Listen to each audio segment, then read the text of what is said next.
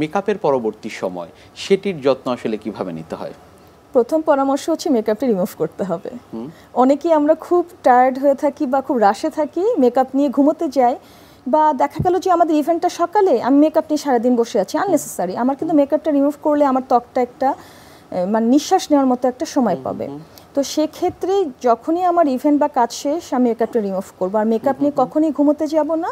তাহলে যে ক্ষতিগুলো হয়, প্রথম ক্ষতি হচ্ছে যে মেকআপে কিন্তু অনেক ধরনের ডাই, ফ্রেগ্রেন্স থাকে, এটি আমাদের ত্বক ইরিটেট করে, সেন্সিটিভ করে ফেলে, র্যাশ দেখা দেয়, কন্ট্যাক্ট ডার্মাটাইটিস দেখা দেয়।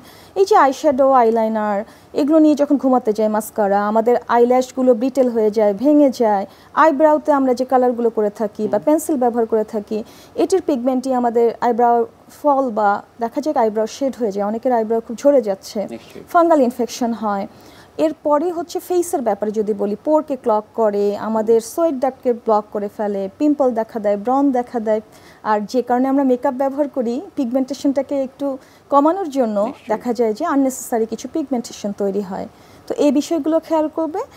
আরেকটি মেসেজ আমি দর্শককে জানাতে চাই যে শেয়ারিং মেকআপ মানে শেয়ারিং জার্মস, মানে শেয়ারিং ইজ কেয়ারিং, আমরা এই শব্দটির সাথে পরিচয়। এই একটা ব্যাপারে আমরা কখনোই শেয়ার করব না, সেটি হচ্ছে মেকআপ প্রোডাক্ট এবং মেকআপ টুলস।